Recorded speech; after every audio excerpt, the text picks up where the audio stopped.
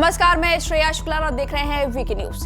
लोकसभा चुनाव 2024 बेहद करीब है, अगला साल आने वाला है और अगले साल आने से पहले हर कोई यही सोच रहा है, जो भारतीय जनता पार्टी हो या कांग्रेस हो या इंडिया अलायंस, हर कोई जीत सुनिश्चित करने के लिए शाम दाम दंड भेद हर तरीके से चुनाव की तैयारियां कर रहा है। अब राहुल गांधी एकला चलो चल पड़े हैं। अब उन्होंने कहा है कि वो भारत यात्रा करेंगे। इस भारत यात्रा का नाम थोड़ा अलग होगा, भारत न्याय यात्रा होगा, लेकिन 14 राज्यों में ये पैदल यात्रा करेंगे और 14 राज्यों में पीएम मोदी का काट तलाशने की कोशिश करेंगे, हिंदुत्व का काट तलाशने की कोशिश करेंगे और अपना एक तरह से जगह बनाने की कोशिश करेंगे। लेकिन अब आपको बता दें कि वहीं पीएम मोदी लगातार 2024 के चुनाव के लिए बड़े बड़े फैसले ले रहे हैं। मोदी सरकार की तरफ से ये भी दावा किया जा रहा है कि पेट्रोल डीजल के दाम में भी अब कहीं ना कहीं गिरावट देखने को मिल सकती है। वहीं बीजेपी के मैनिफेस्टो में पहले जो वादे थे, जैसे कि आर्टिकल 370 हुए या फिर राम मंदिर, 2024 के 22 जनवरी में राम मंदिर में प्राण प्रतिष्ठा की जाएगी, जिसे बीजेपी में वोट बढ़ने की संभावना जताई जा रही है और 2024 के लिए बेहद अहम है।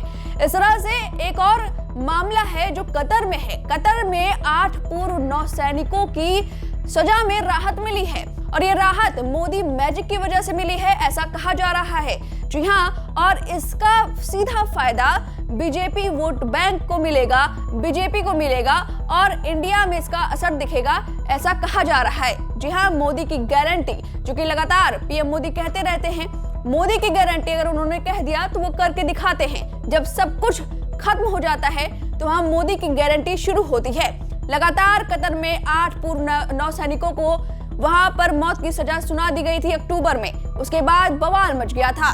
विपक्ष सीधे तौर पर बीजेपी पर हमलावर था कि कुछ नहीं कर पा रहे हैं और वहां विदेश में हमारे 8 पूर्व नौसैनिक को मौत की सजा सुना दी गई है। लेकिन अब कतर में एक बड़ा फैसला सुनाया गया है जो कि हमारे पक्ष में है, भारत के पक्ष में है। कतर ने 8 पूर्व नौसैनिकों को राहत दी है। ये बड़ी राहत है। रात में उन्हें अब सजा नहीं दी जाएगी मौत की, अब उन्हें उम्र कैद की सजा दी जाएगी। हालांकि विदेश मंत्रालय की तरफ से कहा गया है कि लगातार कनेक्शन में है वो और 8 पूर्व नौसैनिकों की वतन वापसी हो सकती है, क्योंकि 2014 में एक संधि हुई थी कतर और भारत के बीच की। अगर वहां के जितने भी कैदी हैं भारतीय, वो अपनी सजा अपने देश में, अपने वतन में आकर काट सकते हैं। यानी कि 8 पूर्व नौसैनिक भारत आकर अपनी जो सजा बची हुई है उसे भारत आकर काट सकते हैं। तो ऐसी बातचीत हो रही है। हालांकि संवेदनशील मामला है, इस वजह से विदेश मंत्रालय ने खुलकर कुछ नहीं कहा है, लेकिन राहत मिली है। और ये राहत COP28 में शिखर सम्मेलन के दौरान पीएम मोदी और कतर के शेख की मुलाकात के बाद बताया जा रहा है कि ये फैसला लिया गया है और पीएम मोदी का मैजिक चला है कतर पर, जिसका सीधे तौर पर फायदा मिलेगा बीजेपी को लोकसभा चुनाव 2024 में, क्योंकि कतर का ये पूरा मामला बेहद संवेदनशील था और सबकी नजर टिकी हुई थी, क्योंकि मौत की सजा सुना दी गई थी कतर में। और ये बड़ा अहम सवाल था कि कहीं अगर वहां पर मौत की सजा सुना दी जाती है हमारे 8 पूर्व नौसैनिकों को, तो बहुत किरकिरी होती बीजेपी की। जी हाँ, क्योंकि सरकार इसमें बीजेपी की है और लगातार दबाव बनाया जा रहा था सरकार पर कि कुछ एक्शन तो लें, और लगातार सरकार काम भी कर रही थी और ये बड़ी सफलता हासिल हुई है। हालांकि पूरी तरह से सफलता हासिल नहीं हुई है, लेकिन राहत बड़ी मिली है। अब इस पूरे मामले पर राजनीतिक जानकारों का कहना है कि कतर पर भारत की कूटनीतिक जीत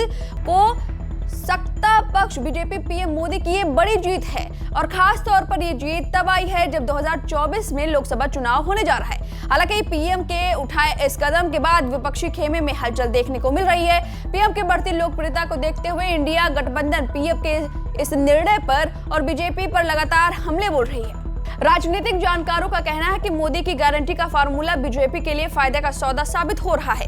कतर में 8 पूर्व नौसैनिकों की मौत की सजा पर रोक इसका बड़ा उदाहरण बनकर उभरा है।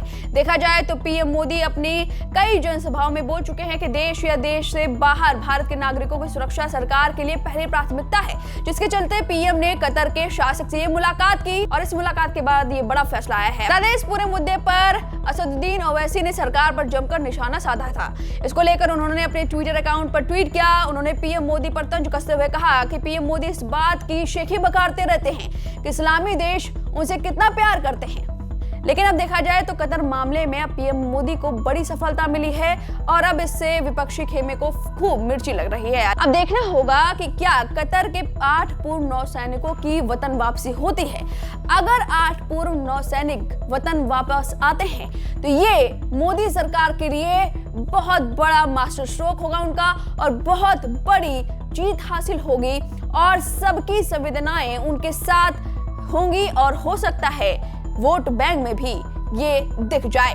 अब कतर 8 पूर्व नौसैनिकों की इस राहत पर जो कि कतर में दी गई है, इस पर आपकी जो भी राय है हमें कमेंट करके जरूर बताएं। वीके न्यूज, राष्ट्र के नाम।